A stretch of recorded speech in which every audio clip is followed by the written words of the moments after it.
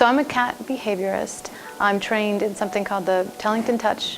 I'm a TTouch practitioner, and I'm a Bach flower practitioner. If you're from Europe, you would say Bach flower.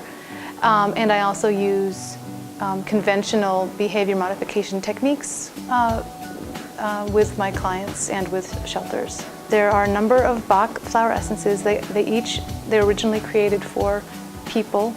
Edward Bach was a doctor who created them with people in mind, but many people now use them for animals. They each correspond to an emotional state. White chestnut is for repetitive thoughts in the mind. So for people, a lot of people can probably relate to this feeling of having spinning thoughts in your mind. The essences range from essences for depression, fear, anxiety, anger, dislike, suspicion.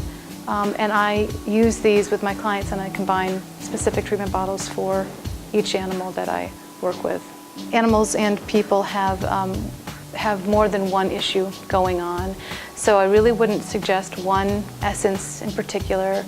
But the reason that I wrote the book that I recently wrote, which is No More Scaredy Cat, which is a very simple book, is Rescue Remedy, which is a combination of a few of the flower essences, addresses fear and anxiety. And a lot of animals have issues with fear and anxiety, so it's a good place to start. If there's a different kind of issue like depression or grief or lethargy or past trauma, you can get in touch with me or another Bach flower practitioner for animals, and I work on making something specific for your animal. TTouch, there's a series of these different touches. They're all based on making a circle and a quarter, actually. You move the skin in a circle and a quarter. The big important part of this work is you're really watching the animal. You're not coming to like do this thing to the animal. You're seeing, do they like this? And you stop if they seem like they don't like it. And you're watching how they respond in different parts of their body. So I'm doing something right now called the abalone touch. It's like an abalone shell. So Linda Tellington names all these touches with like shells and animals. It's neat. I feel really lucky that I do what I do. I adore cats. I relate to their energy. They're very sensitive animals, and I'm a pretty sensitive person.